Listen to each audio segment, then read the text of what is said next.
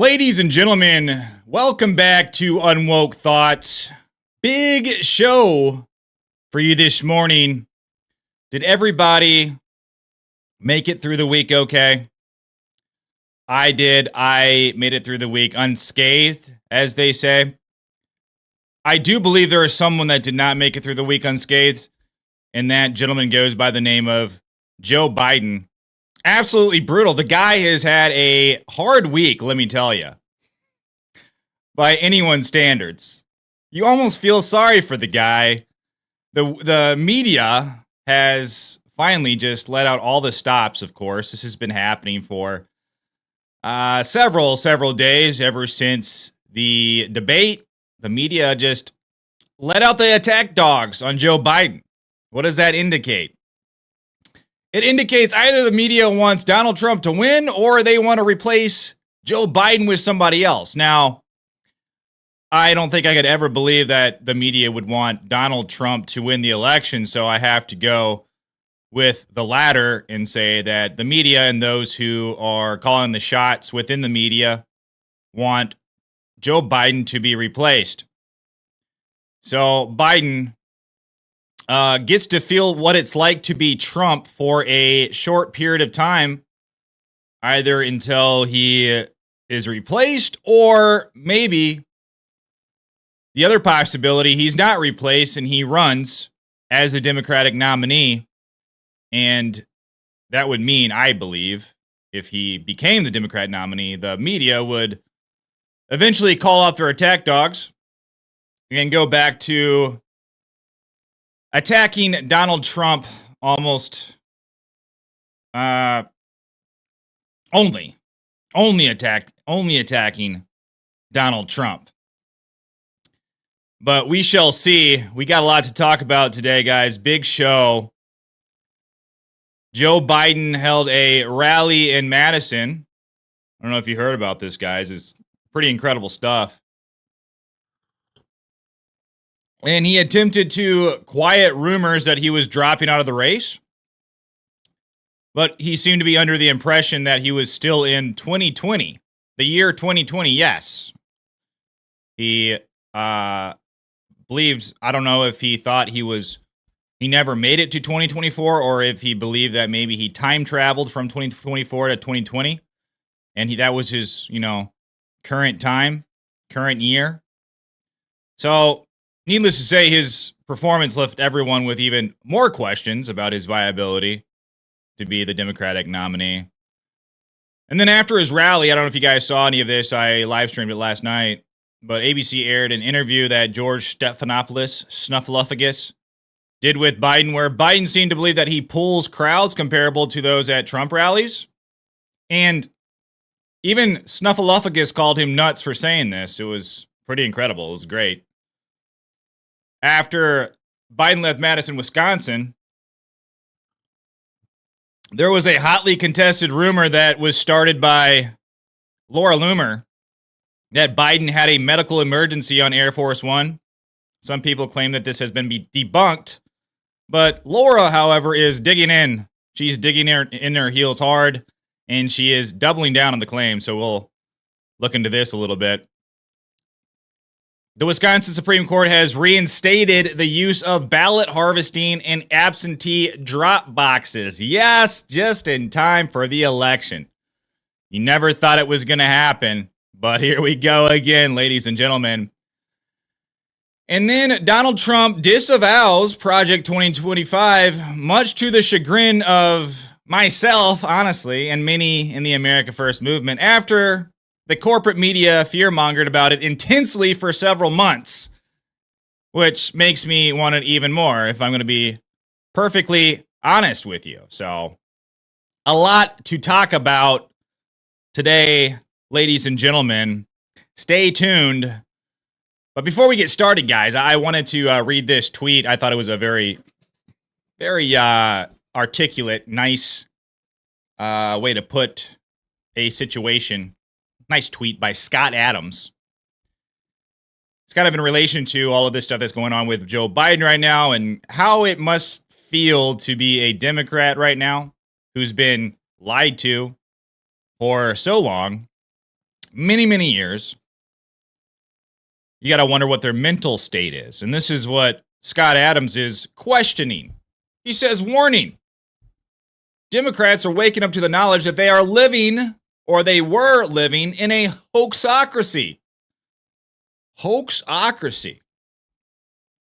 But they're living in this hoaxocracy of their own making, and their leaders were the baddies all along. Oh my goodness. They're waking up. They're realizing. They're coming out. They're coming like, whoa. It's like coming out of Plato's cave. Whoa. It was a lie this whole time. And that will trigger massive mental breakdowns. Already started on MSNBC. Yes, guys, a little bit later in the show, I'm going to show you a incredible clip I found of someone smashing together this collage of Joe Scarborough going down this descent into utter madness. Joe Scarborough spirals into utter madness. You can see it happening one clip at a time, and it's beautiful. Morning Joe. But Scott says that conservatives are protected because they never bought into the hoaxes. Well, most of them, at least. I would hope not. I would believe that conservatives generally have a more rational worldview. And that's what Scott seems to agree with. He says their worldview is stronger than ever. Buckle up. It's going to get crazy. Then it gets fixed. It's what we do. So Scott Adams is not necessarily a conservative, or he wasn't before Trump. But after Donald Trump, and considering what the left has turned into, Scott Adams, by today's standards, would probably be considered a conservative. Not because he changed. No, it's because the left has gotten so radical. It's pretty incredible stuff. But let's get into it, guys. On to the show. Biden went to Madison, Wisconsin, where he held a rally. And there was a lot of stuff that he claimed there and that he said during that rally that really left a lot of people scratching their head, like, what's going on here? It was supposed to, quiet all these rumors that he was dropping out.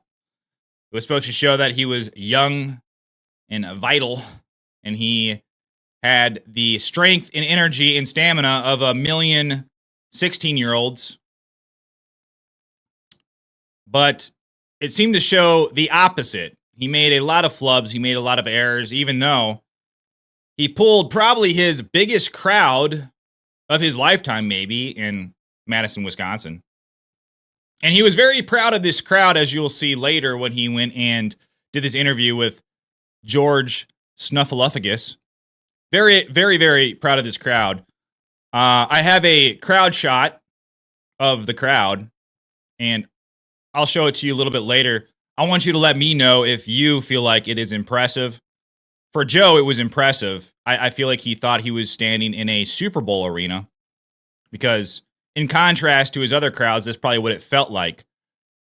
But I've got a few clips of this rally, and this is probably the funniest one, I guess.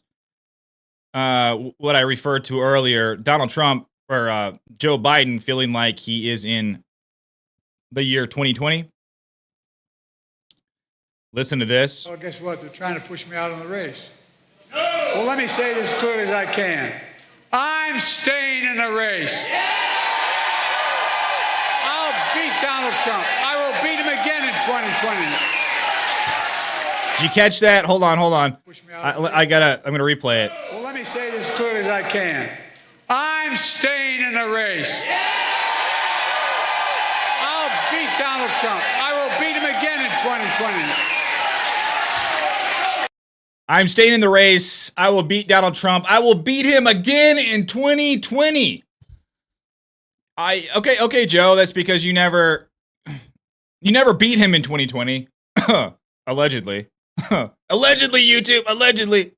Yeah. So, like I said before, I don't know if he thinks that he is a time traveler who traveled back to 2020 from 2024, and he just enjoyed, he enjoyed that campaign so much he decided he wanted to relive it, I know the federal government has a lot of money and they have a lot of technology that they hide from us, but are they hiding time traveling technology? That's the big question we got to ask ourselves here, guys. So is Biden really crazy? I don't know. Maybe he's a time traveler. We really have to ask the important questions. Another little clip. It's odd how the media now, what happened to the term cheap fake? It's weird. All of a sudden that term is just not being uttered anywhere. Karine Jean-Pierre is not uttering. It switched from cheap fakes to now Biden has colds and takes cold medicine. Weird. I guess those are synonyms. I don't know. And of course, there was a lot of cheap fakes that happened at this rally. Here's another one where Joe Biden slurs his words. You've got a former governor, Jim Doyle, Madison Road, mayor of this city. I'll let that replay. You've got a former governor, Jim Doyle, Madison Road, mayor. Former governor, Jim Doyle. Blah, blah, blah. Guys, listen. Once again, I always gotta think about this because I'm not really one who likes to make fun of people. I really don't. But in this case, it's important to shame the person. It's important to shame the individuals who are doing this.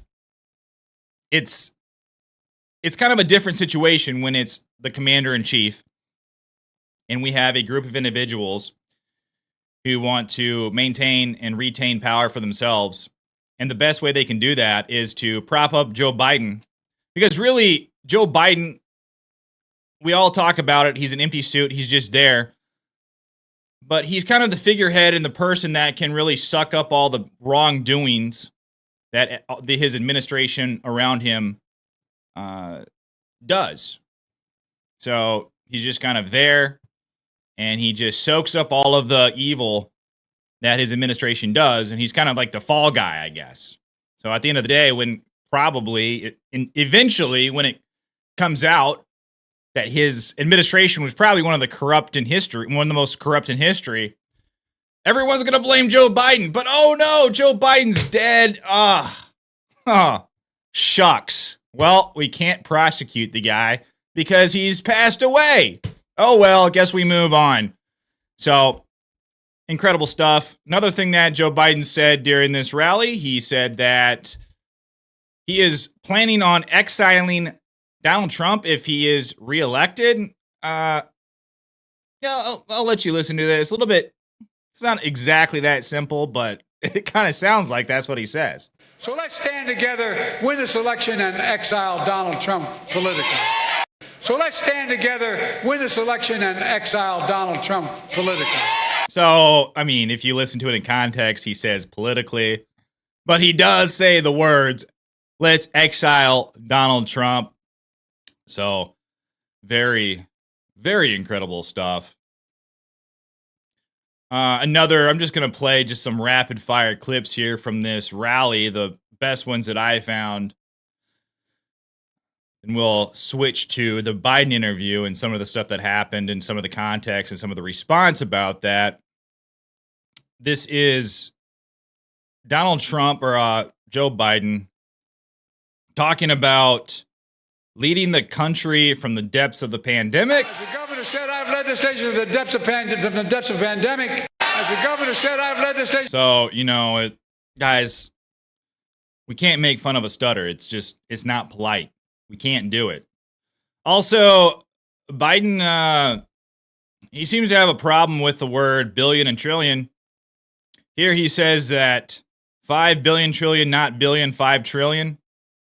He's trying to talk about money and the words billions and trillions. I guess those kind of trip him up here. Now he's announced he wants another $5 trillion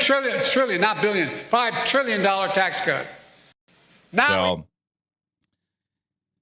taxes, billions, trillions, very crazy. But after the rally, this very incredible, massive rally that he had, The press comes after him and they ask him about dropping out of the race and other things.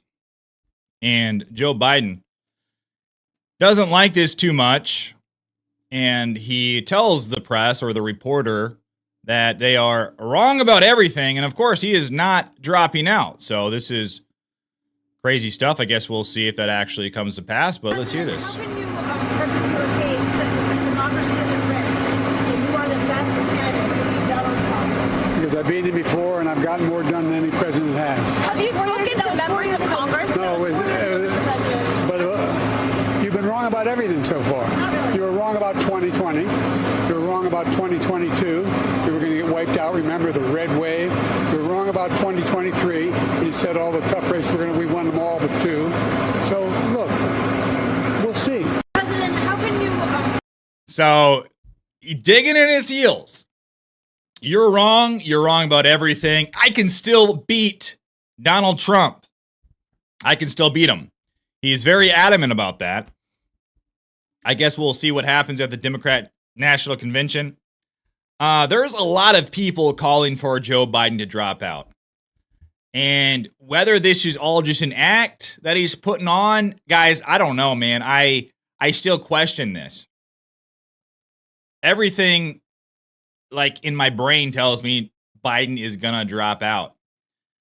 But it's just such a good act because his administration, all of those who are around him,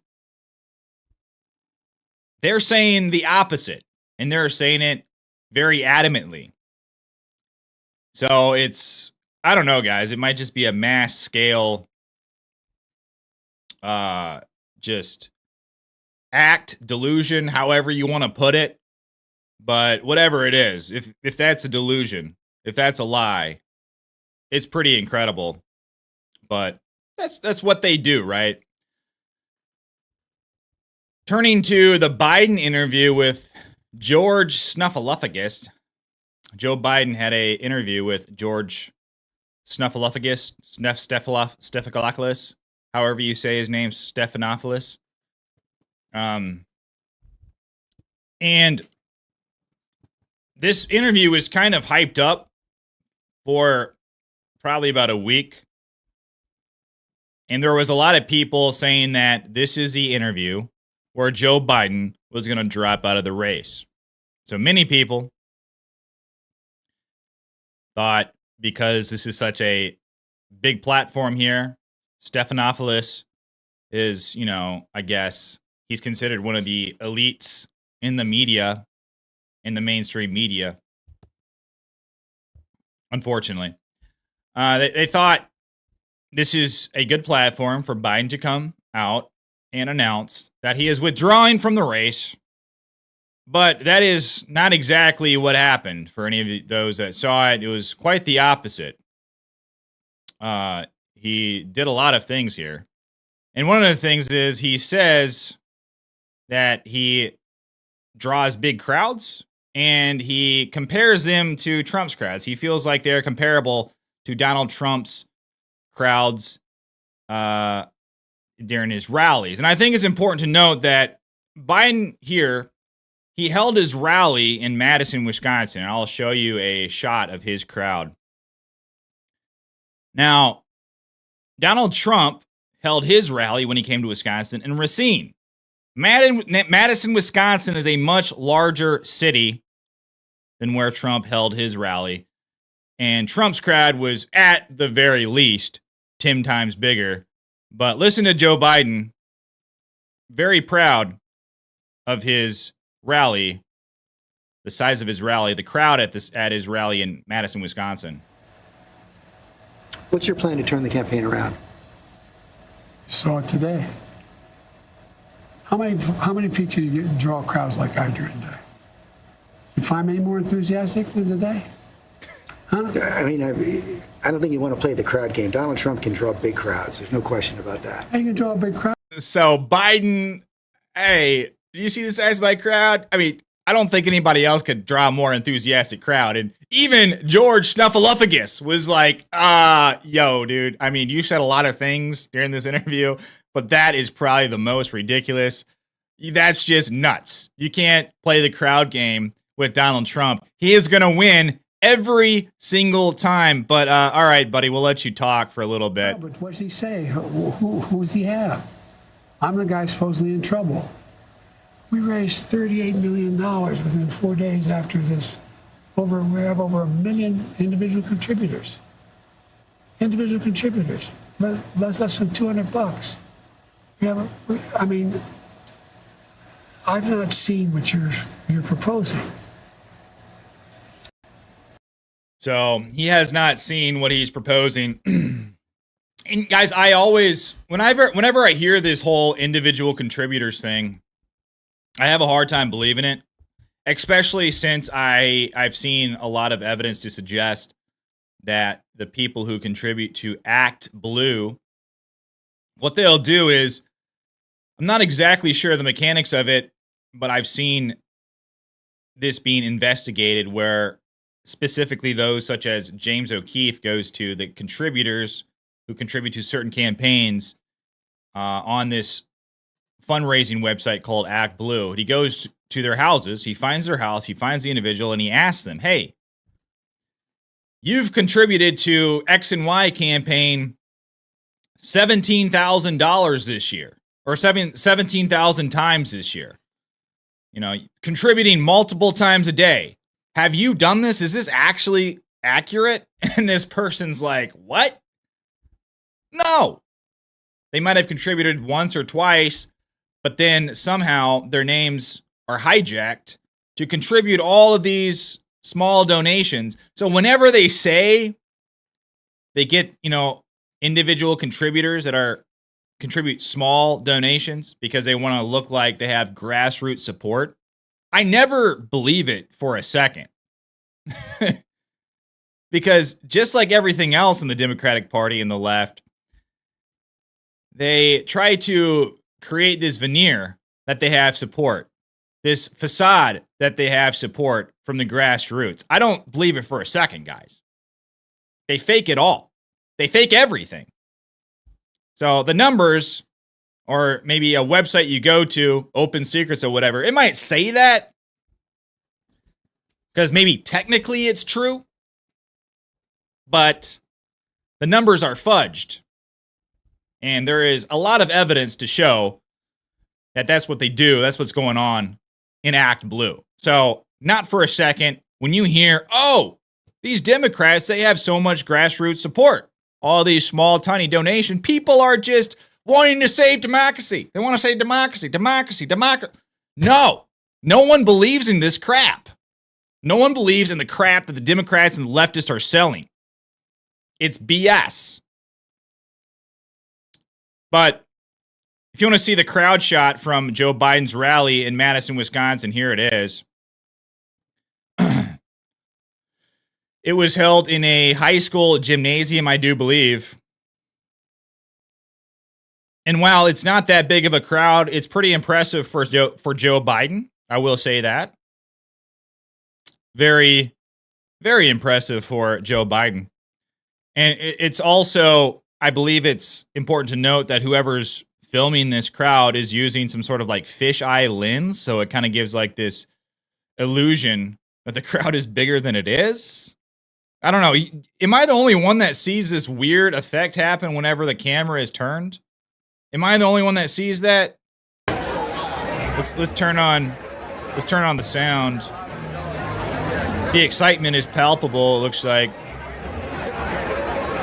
But yeah, that's Joe Biden's rally in Madison, Wisconsin. That's it. Madison, Wisconsin is a fairly large city. It's a college town, big city. And this is the rally. These are the numbers that he could pull. Donald Trump went to Racine, Wisconsin, pretty small city, and he pulled a massive crowd, tens of thousands of people. So, I mean, you do the math here. It's just kind of interesting. But this is Joe Biden's Super Bowl, I believe he feels like.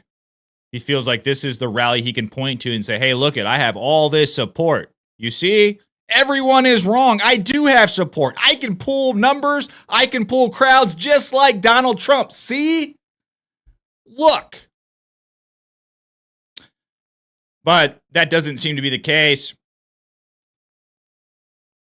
Also, Joe Biden refused to have an independent medical evaluation. He says he's already done it. So since he's already done it, when was the last time he had a medical evaluation? I don't know. But apparently since he's already done it, he doesn't have to do it again. But what has happened between probably the last time he's had a medical evaluation, if he has, like a legit one, and now? Well, of course, the debate performance. These questions are in everybody's head. But he says that he's not going to take one. He says he's already done it. But listen. Their concerns about your age and your health are growing, so that's why I'm asking, to reassure them, would you be willing to have the independent medical evaluation? Watch me there's a lot of time left in this campaign.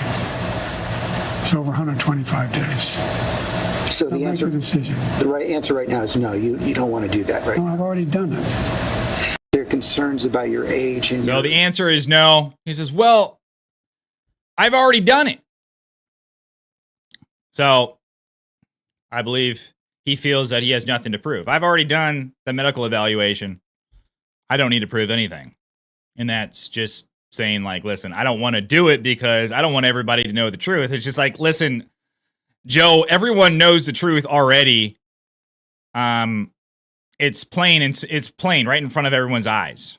The only reason why this has become a thing now is because the media has shielded you for so long. And now you are paying the consequences because of your debate performance. Sometimes you just can't, you can't fake nature, you know? You get old, you have a debate against someone like Donald Trump, national TV. It's just going to happen eventually. Sometimes there are things that you just can't fake. And whether the media wanted this to happen or they expected this to happen, whatever happened, they are now against Joe Biden almost entirely. Like I said, I do believe 100% if Joe Biden is the actual nominee come November, this is going to completely change. And they are going to memory hole all of this, and they're going to go after Donald Trump entirely.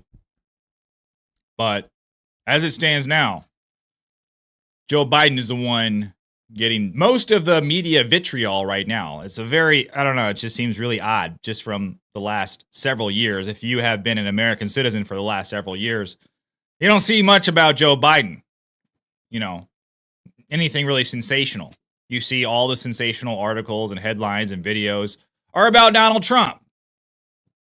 So it's kind of a refreshing change, but it also throws into question, like, wait, what are you doing? I think it really discredits the media a lot because I don't think a lot of people are falling for this. The media pretending like all of a sudden they realized, oh, wow, Joe Biden, he's old and senile and he probably shouldn't be our commander in chief. It's like they turned on a dime. I don't think anyone believes that for a second. Also, when asked about whether or not he would step out of the race if, you know, some very important people came and talked to him and asked him to step down, some important people within the Democratic Party that he might respect their opinion, Joe Biden, he said, well, that he was going to stay in the race. He said, if the Lord Almighty comes down and tells him to, he would step down, but that almost certainly won't happen. Listen. I mean, on a more practical level, the Washington Post just reported in the last hour that Senator Mark Warner is assembling a group of senators together to try and convince you to stand down because they don't think you can win. Well, Mark is a good man, but we've never had that. He also tried to get the nomination, too. Mark and I have a different perspective. I respect him. And if Chuck Schumer and Hakeem Jeffries and Nancy Pelosi come down and say, we're worried that if you stay in the race, we're going to lose the House and the Senate, how will you respond? I go into detail with them. I've spoken to all of them in detail, including Jim Clyburn. Every one of them. They all said I should stay in the race. Stay in the race. None of the people said I should leave. But if they do? Well, it's like, they're not going to do that. You sure? Well, yeah, I'm sure. Look, I mean, if the Lord Almighty came down and said, Joe, get out of the race, I'd get out of the race. The Lord Almighty's not coming down. So that's the only way, apparently, Joe Biden is willing to step down, leave his position, drop out of the race, is if the Lord Almighty himself comes down. And some would say that the fact that he has failing faculties is a way that the Lord Almighty is, nudging him to step down.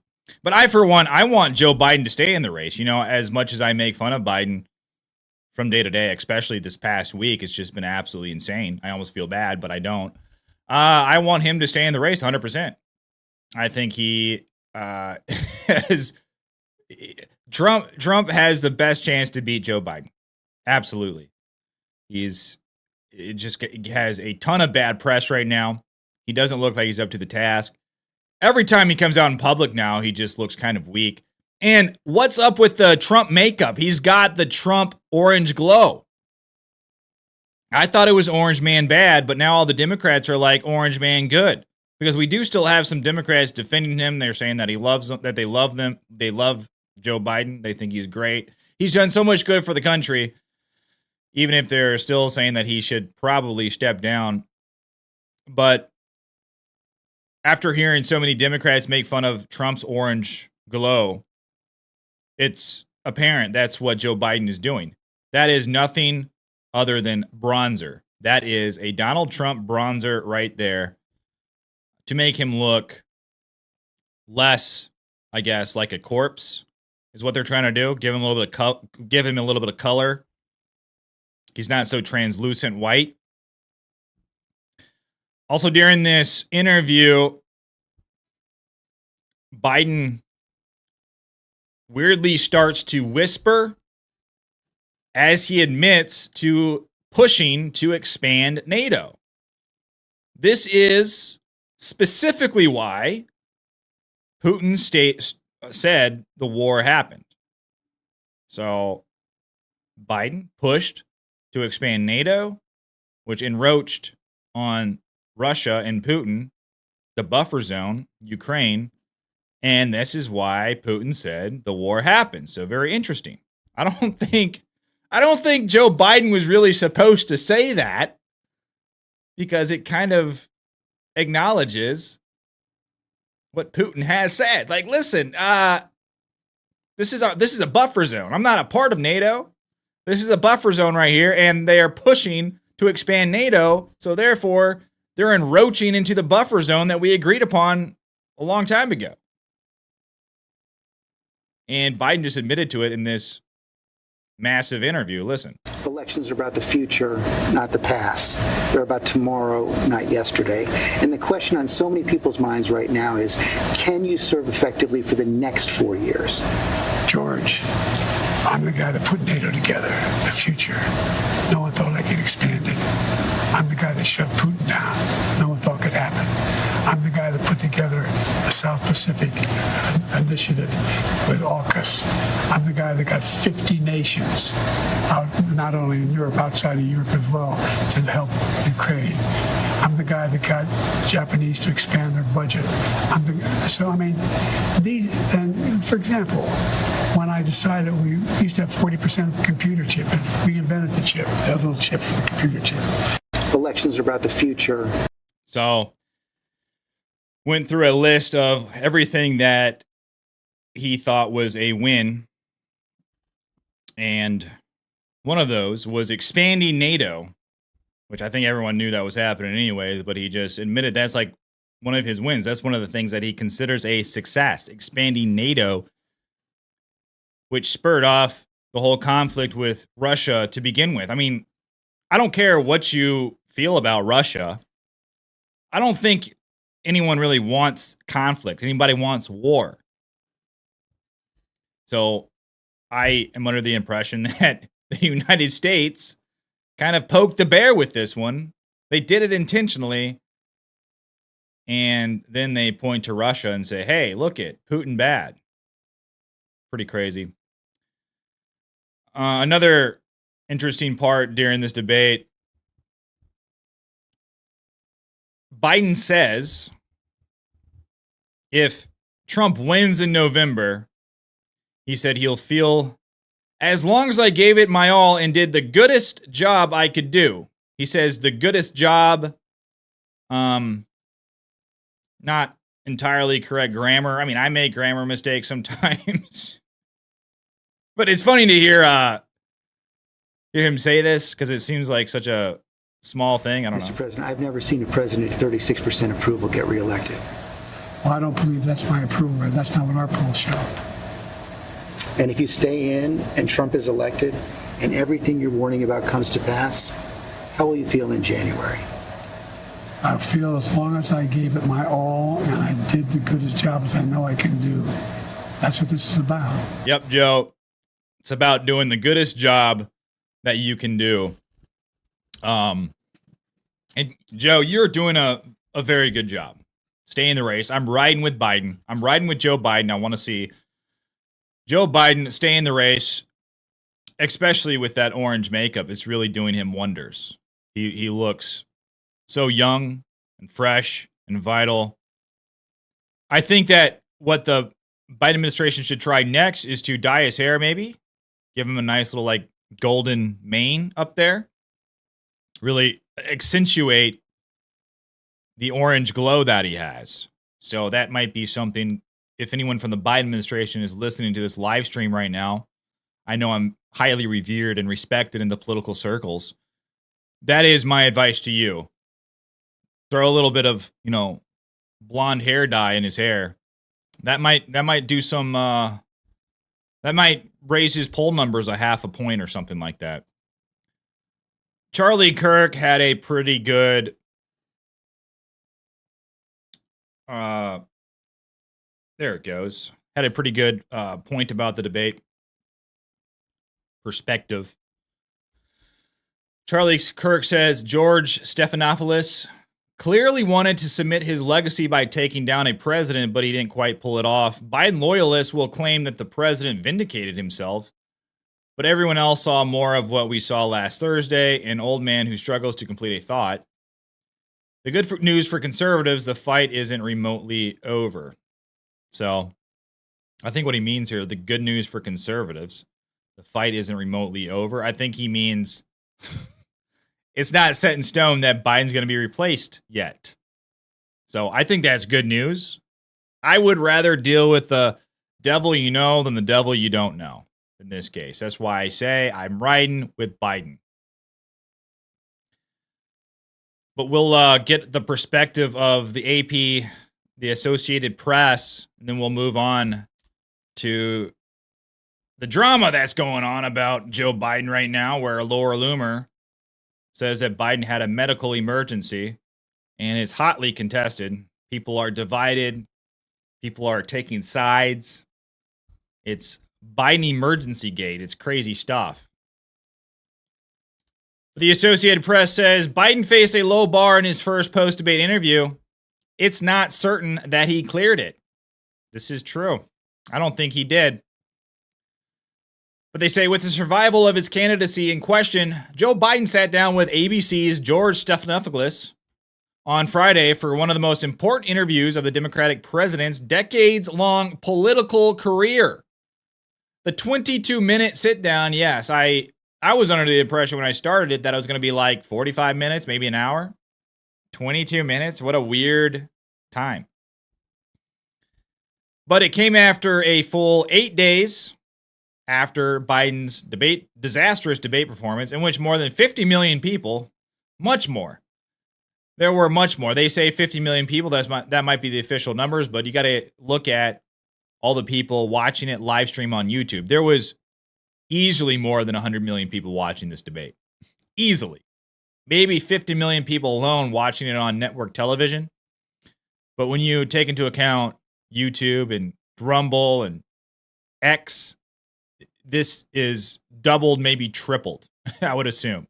Probably tripled, because X and YouTube and Rumble, those reach worldwide. So could have been 500 million people watching it. I don't know. I'm just saying that's a really conservative number. But they watched the 81-year-old struggle to complete sentences or respond to basic questions about his campaign. Far fewer people watched the ABC interview, of course. But the audience include many of the elected officials, donors, and political strategists who are actively deciding whether to try to help rescue or end Biden's candidacy in the coming days. Top Biden aides have been pressing elected Democrats not to go public with their concerns. So they don't want the public at large to really know what they are thinking. But the president and his team were hopeful that this first interview would help rally his party and generate momentum for the long road ahead, blah, blah, blah. And this is the key takeaways from the AP, the Associated Press. Of course, Biden faced a low bar. Yeah, he really did. Everyone was expecting, like, if he can get through this interview without having a weird flub or without, I guess, rasping his voice or speaking really low, that would be a win. Without seeming kind of delusional on certain things, like maybe the size of his crowds compared to Donald Trump's.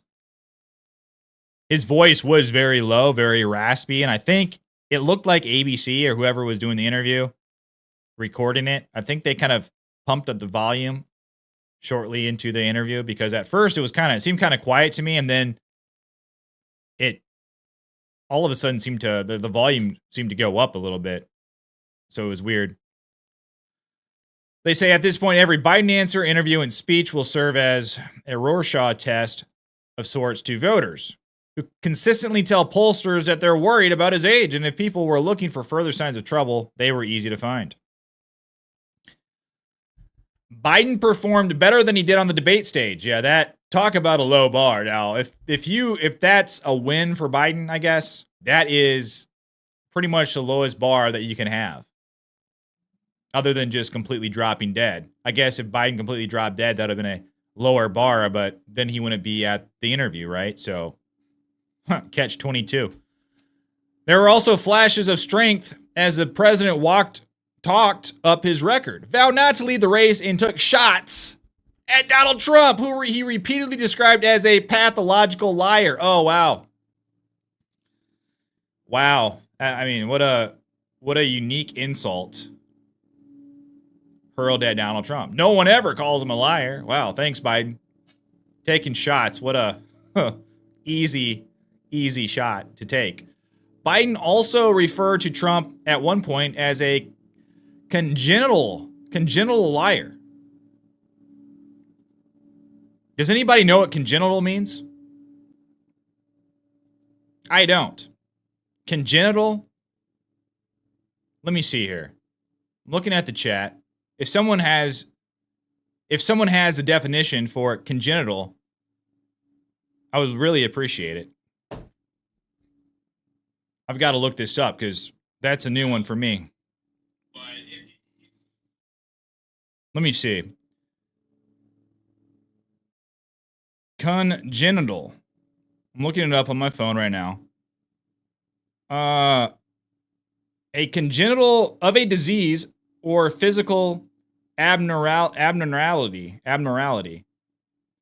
A condition or trait present at birth. Okay. So it looks like this whole congenital liar thing right here, that just doesn't fit. When he said it, I thought it didn't really fit. Okay, Paula Daniel says born with it. So I guess it kind of does fit, maybe. I've never heard that term, that phrase, congenital and liar put together. I'm sure I've heard congenital before, but it's not something that I remembered. Okay, but Maybe he was saying that Trump was just born a liar, I guess. I guess that fits, maybe. But this AP article goes on to say he needed to do much more than clear the incredibly low bar he set on national television last week. And the ABC interview had several examples of awkward pauses and garbled words and moments where he meandered. In one of the opening answers of the interview, Biden struggled to explain clearly whether he was aware of how bad his debate performance was as it was happening in real time. He jumped from his preparation to polling to Trump's lies during the debate to not blaming anyone. At one point, he blamed himself, actually. He's like, well, I just didn't prepare like I wanted to, basically, he said. Trump allies seized on another Biden response, suggesting he wasn't sure if he rewatched his debate performance. Biden says, I don't think so. And then, of course, we showed you the video where he said only the Almighty could talk him out of running. Pressed over and over on whether he would step aside, Biden didn't offer the slightest hint that he might bow out to pressure within his party and leave the presidential race. This is when he said, if God himself came down from heaven and appeared in front of me and suggested that I step aside, he would do it. So basically an impossible situation. He took blame and dismissed questions about his health. Says the bottom line is that Biden does not have a good explanation for his dismal debate performance. He called it a bad episode. He didn't blame anyone but himself. And yeah, that's pretty much it, guys. It's kind of just like a overview from the AP. I'm not going to read the whole article because a lot of it's just repeating what you've already seen. They say one interview won't fix the damage. Most likely not. He's got it's an uphill battle for Joe Biden right now, and a lot of people will say that the decision is already made. And what we see from Biden's campaign and administration is them trying to, I guess, put the genie back in the bottle. But right before the interview with Joe Biden on ABC with George Snuffleupagus, some drama started. Some drama started happening, guys. This has happened right before the interview. And it has divided Twitter deeply. People are taking sides. People are hurling insults. People are calling people crazy. And I'm over here like, listen, I'm not going to give my opinion on this. I'm just going to give you what I've seen. But it all started. Once upon a time, there was a woman named Laura Loomer, a journalist, if you will. No, okay, I'm just kidding. It all started when Laura Loomer, many of you know her, tweeted, Joe Biden is reportedly having a medical emergency on Air Force One right now. Press access has been removed. And this was retweeted by many large accounts. People were reporting it, retweeting it.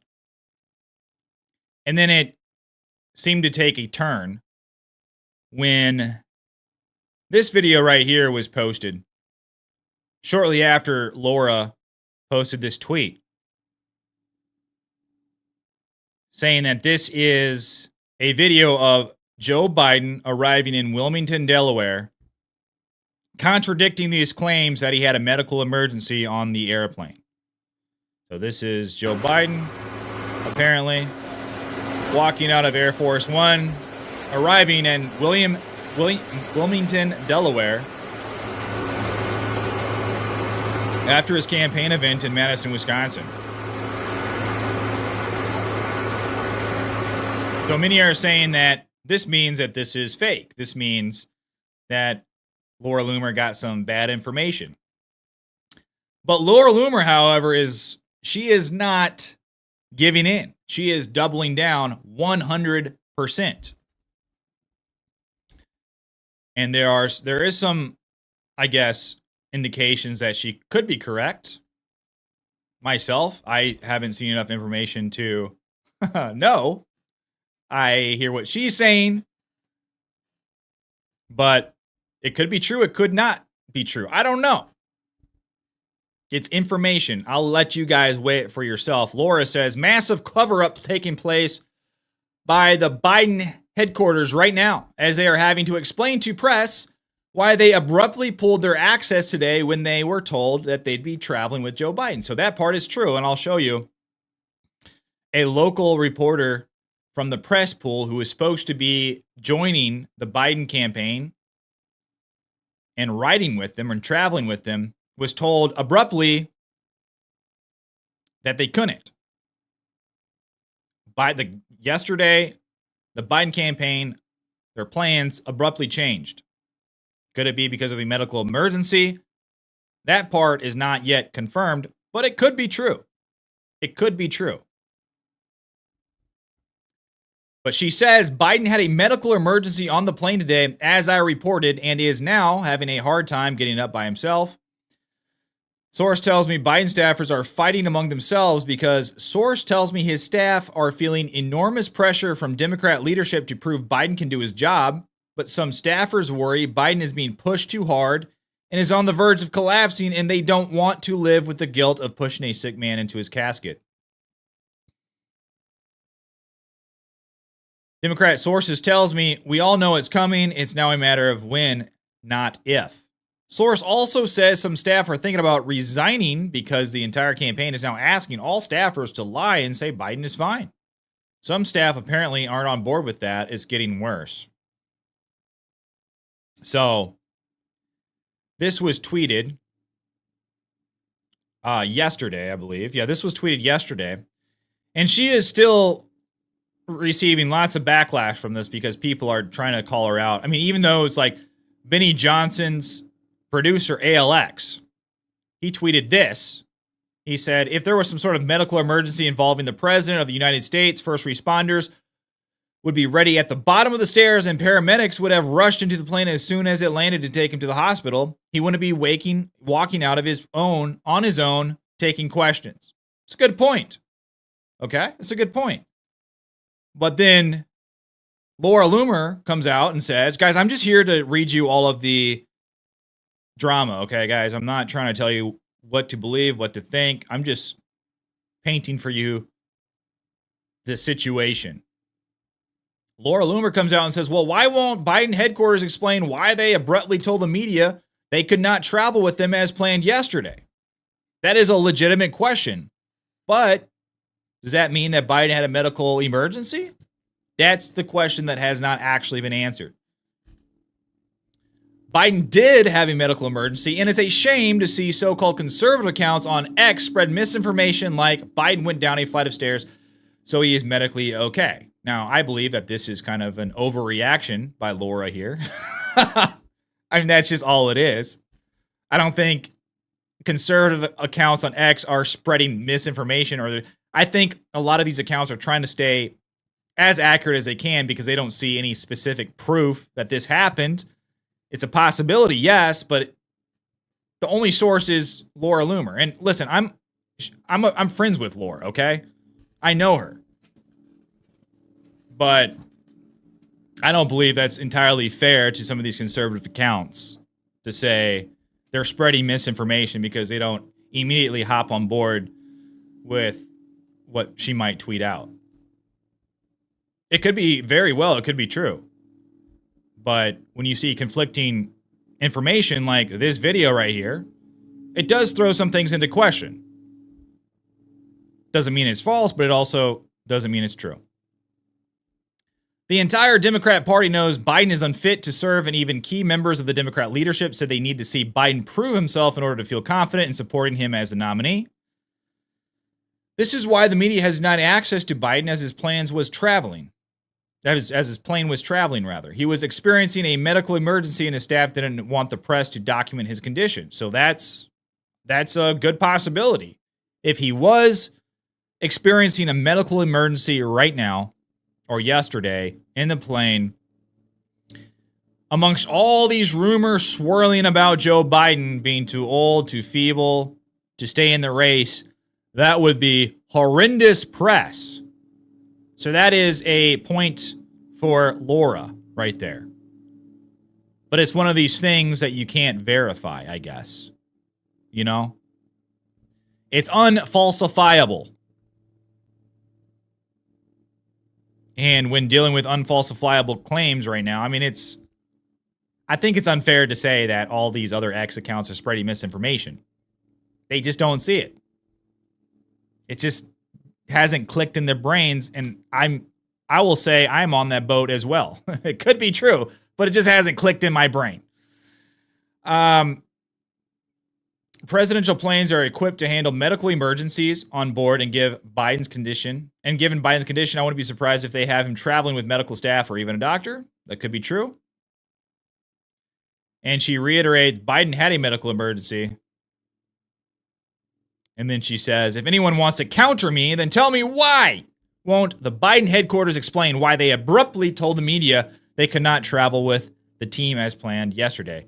Nobody seems to want to answer that. So, she brings up a lot of good points. And I will say this is a tweet by a local reporter who was supposed to travel with the Biden campaign before they abruptly changed plans. And she says, currently waiting for Air Force One arrival at the Dane County Regional Airport, a small group of local reporters, including me, were set to travel with President Biden to a handful of other stops today. We've now been told we don't have transportation and won't be doing so. So that's what's happening. And if you want to see just how hotly contested this is just a search of Biden emergency. This video is being used to claim that Biden had no medical emergency. I was ready to believe this, but Biden hasn't used long stairs in well over a year, and maybe even 2.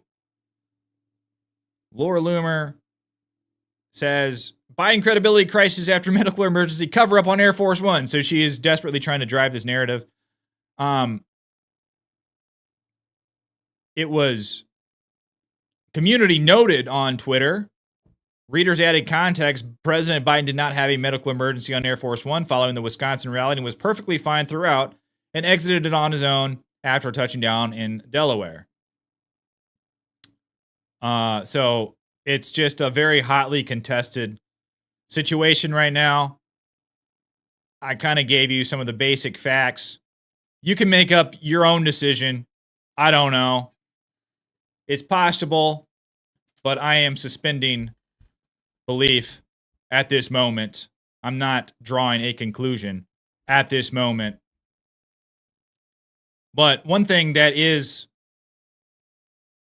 I have drawn a conclusion over, is the fact that Joe Scarborough, Morning Joe, has completed his descent into madness. And it's sad to see. Actually, no, it's not sad to see. It's incredible to see. This is Joe Scarborough over time starting to realize, going from a massive mega Biden supporter saying he's like the sharpest guy in the entire world. He's like, Albert Einstein. He's the best. What did he say? This is the best version of Biden. Into slowly fading into, we all love Biden. Maybe he should step aside. So I guess that was all a lie the entire time. It must be hard to be this type of person who just simply lies for a living. What these type of people say, they don't say what they believe or even what they believe they see. Their words they use simply to get the effect. They're such empty people. They have been filled with corporatism to the point where they are simply a puppet. They're the entire body is filled with basically cogs and machine parts. And what the corporation tells them to say, they say. And I'm sure after a while of doing that for so long, their feelings start to match what they say. So they're like one and the same. They have melded with the corporations. Not only do they believe it now, or not only do they say it now, but they believe it because everything about them is fake and they are puppets. But no, here, listen to Joe Scarborough. I don't even know if these people realize that they're doing this at the end of the day. They probably don't. They have sold their souls down the river so much, it's just become second nature to them. But listen to Joe Scarborough spiraling into absolute madness before and after Joe Biden's debate performance. But I undersold him when I said he was cogent. He's far beyond cogent. In fact, I think he's better than he's ever been. This is a battle for the future of American democracy. And now is a good time. In June, thank God, in June, and not October, in June, this is the last chance for Democrats to decide whether this man we've known and loved for a very long time is up to the task. As for the rest of us, and that's Democrats, that's independents, that's Republicans of good faith. Let's be smart. Let's take a deep breath, and let's understand it's only July the 5th. Such an historic decision should not be made in haste. But I undersold him when I said he was cogent. He's far beyond cogent. I had to replay that first part. I undersold him when I said he was cogent. He's far beyond cogent. This is the best Biden that we've ever seen. And just a few weeks later, that's what old Joe Scarborough devolves into. Donald Trump has disavowed Project 2025, unfortunately. Very sad to see this. I'm not going to get into a whole explanation of what Project 2025 is because it's a lot of stuff. But it's basically, I guess, some personnel decisions that they would make within the federal government, overhaul the federal government, as well as some, I guess, like a wish list of policy decisions that if you're a conservative like myself, these are like the things that you would agree with. Many policy decisions. It's not as scary as the media likes to make it seem. But from what I've read about Project 2025, and I have a 900-page document on my computer that I haven't read completely yet. I've read some like summaries of Project 2025. But it's mostly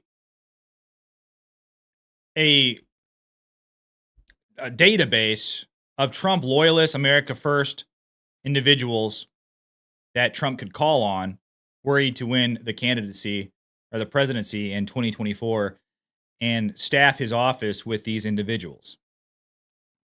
That's part of it. And of course, the other part, like I said, is the policy decisions that are, I would say, pretty far right. But considering what we've turned into as a country and what the federal government has turned into, that's not saying much because anything right of center is considered far right now because of how far the left has moved that way. So this is what Donald Trump truthed, disavowing Project 2025.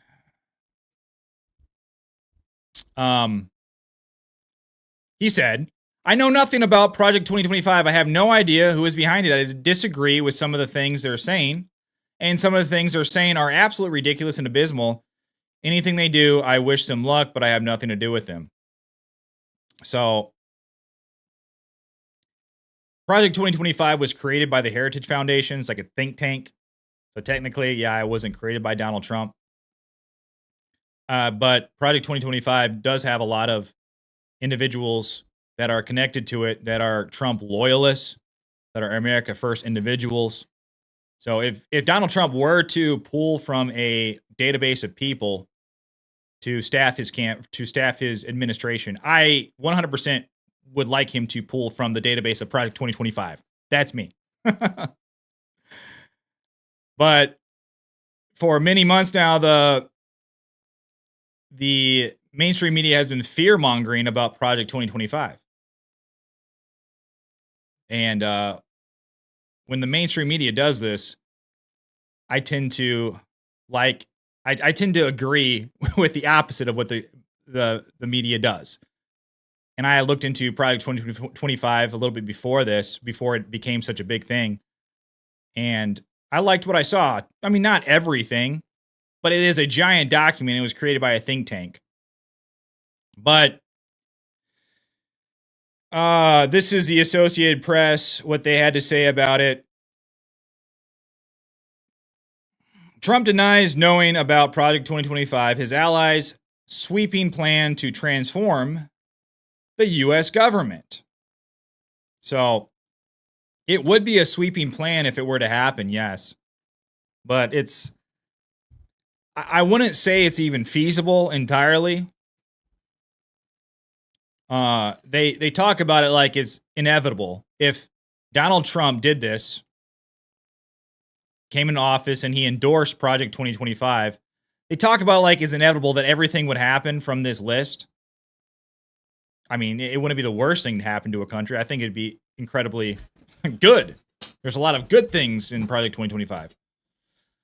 But Trump distanced himself Friday from Project 2025, a massive proposed overhaul of the federal government drafted by longtime allies and former officials in his administration, days after the head of the think tank responsible for the program suggested there would be a second American revolution. I know nothing about Project 2025. We read the tweet already. But the 922-page plan outlines a dramatic expansion of presidential power. That's false. It doesn't really. That's not true. That's fear-mongering right there. And a plan to fire as many as 50,000 government workers. Hey, what's wrong with that? I agree with that.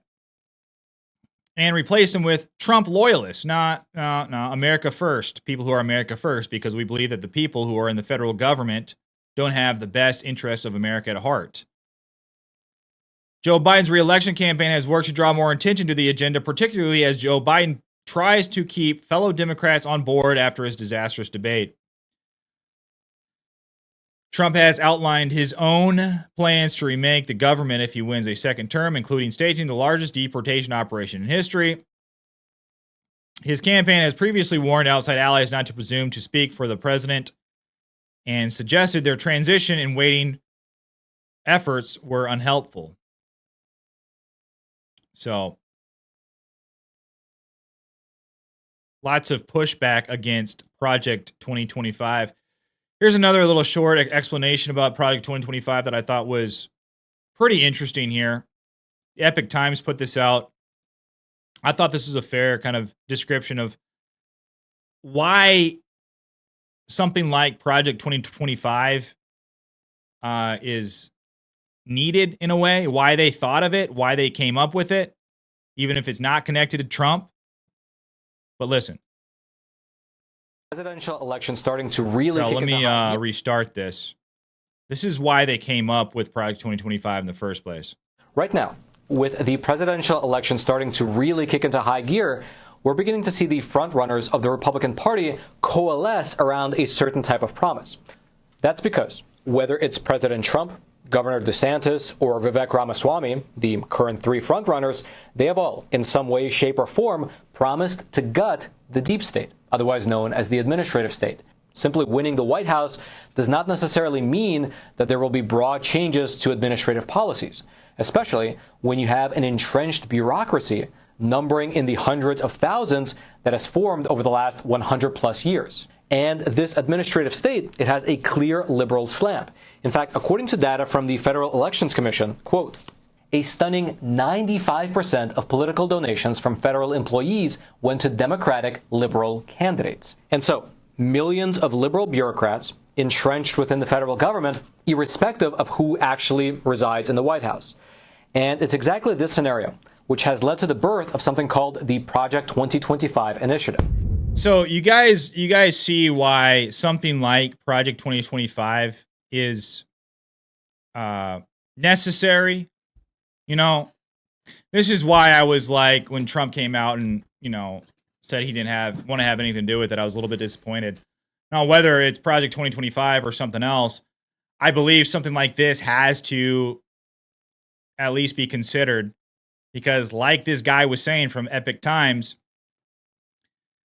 the federal government is full of unelected officials that basically do whatever the heck they want, regardless of what the president says. And we saw that happen in 2016. And this monstrosity of the federal government is filled with mostly liberals.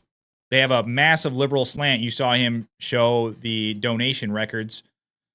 The percentage, 95% of political donations from federal employees came from Democrat liberal candidates. So this is like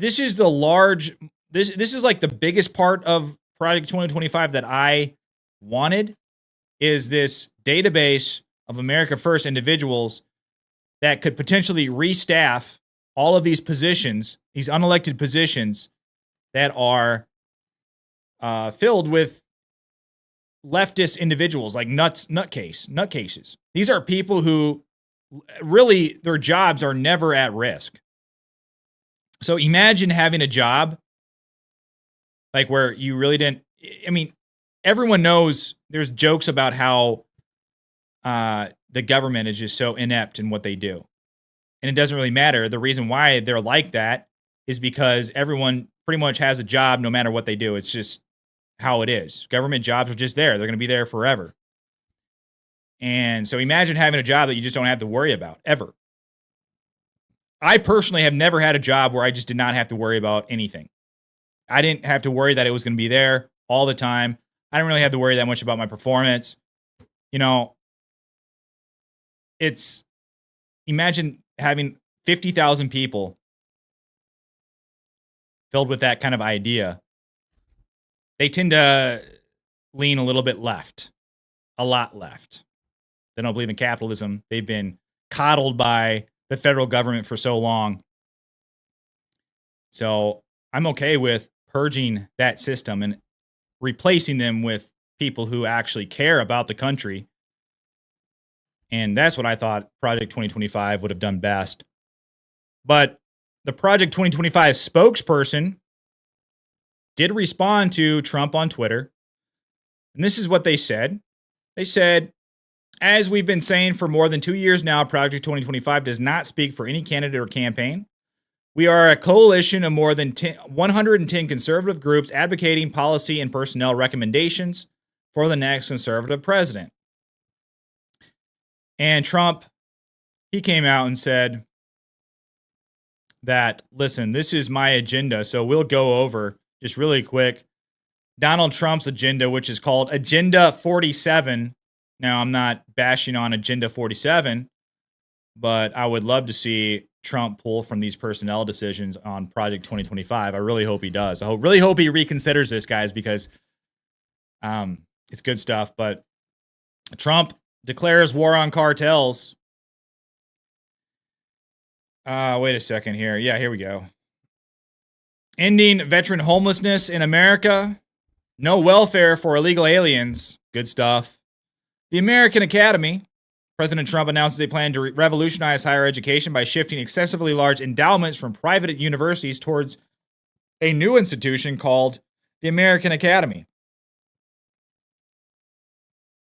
Trump's message to auto workers. Trump's pledge to homeschool families.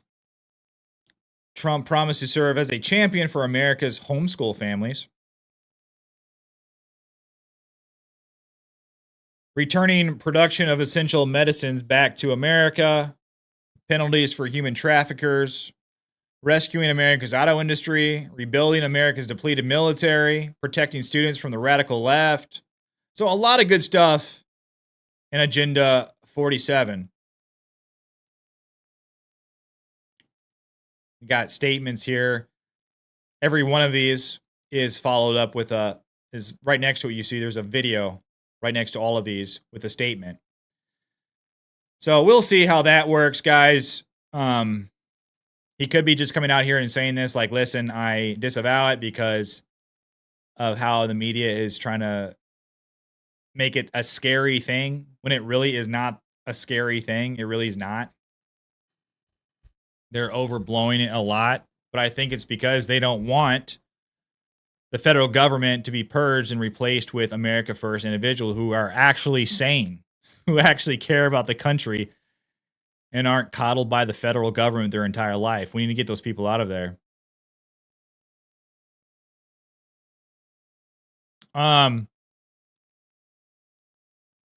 Last one we'll talk about here, guys. The Wisconsin Supreme Court has reinstated the use of ballot harvesting and absentee drop boxes. This is a tweet by Kyle Becker. He had a very good explanation of the history of it and what's wrong with this. I've got to admit, I'm not like George, my co-host on Firebrand Media. I'm not an expert on voter integrity and all of that.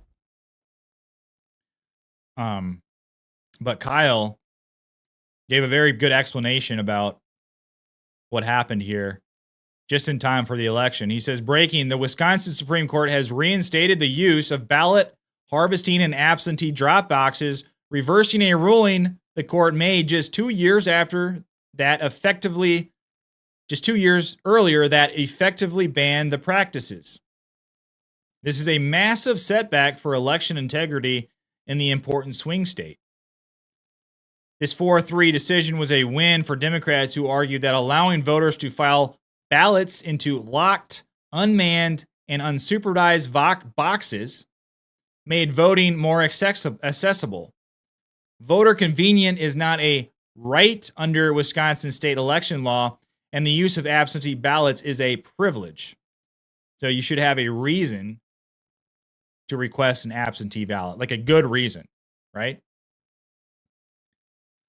In July 2022, the Wisconsin Supreme Court upheld a lower court decision that found that Wisconsin Elections Commission and clerks in Madison, Milwaukee, Racine, Kenosha, and elsewhere broke the law by allowing absentee voting drop boxes and ballot harvesting in 2020, 2021, and 2022.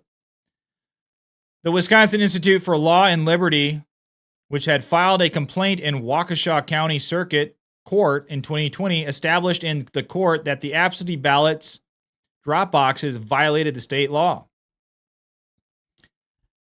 Quote, absentee ballot drop boxes were used widely during Wisconsin elections in 2020. The Wisconsin Elections Commission issued memos to Wisconsin clerks in March and August of 2020, encouraging their use, stating that absentee ballots do not need to be mailed by the voter or delivered by the voter in person to the municipal court, but instead could be dropped into a drop box, according to the WEC. Ballot drop boxes can be unstaffed, temporarily or permanently. This advice was contrary to state law. Voting is a constitutional right, but state law makes clear that voting by absentee ballot is a privilege exercised wholly outside the traditional safeguards of the polling place. There are just two legal ways in Wisconsin to submit an absentee ballot. When voting by absentee ballot, state law says the envelope containing the ballot shall be mailed by the elector or delivered in person to the municipal clerk issuing the ballot or ballots. That's according to Wisconsin state law. An unstaffed, unsupervised absentee ballot drop box does not meet either of these legal options, and it raises significant concerns that elections are not being conducted legally and that Wisconsin voters will not have certainty that their vote will be counted if cast in this manner. WILL's review of the 2020 election found that the widespread adoption of absentee ballot drop boxes not provided under Wisconsin law was correlated with an increase of about 20,000 votes for Joe Biden, while having no significant effect on the vote for Donald Trump. Wisconsin is now one of 10 states that have no clear guidelines on who may return absentee ballots for alleged voters into drop boxes, including, as of 2024, Delaware, Hawaii, New York, Rhode Island, Tennessee, Utah, Vermont, Washington, Wyoming. The Wisconsin Supreme Court thus has weakened voter integrity laws ahead of the critical 2024 election. The court ruling undermines trust in the democratic process and opens the state up to widespread voter F-word there. But that is the show, ladies and gentlemen. I hope you enjoyed it. Let's get to the chats here. What are you guys up to this weekend? I hope everyone is having a fantastic weekend. Everyone's having a good, or has had a good week.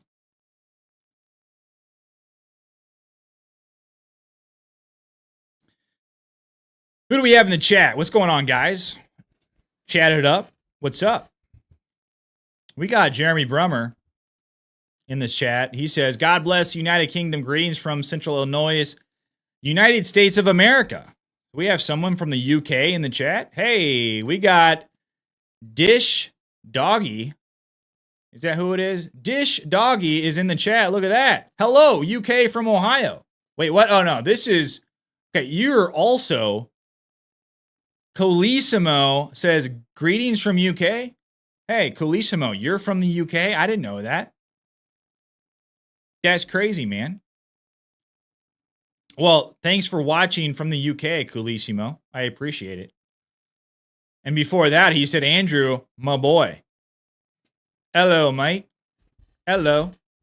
Is that what you guys say? Hello, mate. Rebecca Hoover is in the chat. Says the state is so full of Dems. That's why they voted on that. I mean, there's a portion of the state that is... Wisconsin is pretty interesting. I've lived in Wisconsin. I lived in Wisconsin for a while. And the rural areas are hardline conservatives. Then you go to Milwaukee and Madison. They are the cities that are liberal. But everywhere that I lived really was extremely conservative. I don't really know any liberals per se because I live very near to Wisconsin. Even I would say Green Bay is pretty conservative. Paula Daniels is in the chat. She says, I have to say this, knowing how it may sound. If it comes from Trump's mouth, I will believe it using common sense, of course. Agenda 47 is do not believe at all. I do not believe at all. It is a wish list that they want us to choose. Yeah, I mean, I had high hopes for Project 2025. I know there's people that think it's crazy. But considering where we're at right now, there are some things I believe that we need to do that are drastic. Project 2025 is a mass overhaul of the federal government, and I believe personally that needs to happen. I mean, some of these federal organizations, I believe, should be disbanded entirely, but that's even going a step further. And sometimes you can't get everything you want. Michelle said, remember that Zuckerberg paid for all those drop boxes. Yes, this is true. That is, in fact, a fact. Jim Barron. Hey, thanks, Jim. He said, great as always, Andrew. Thank you. I appreciate you. I appreciate you, Jim Barron. Thank you for hanging out and modding.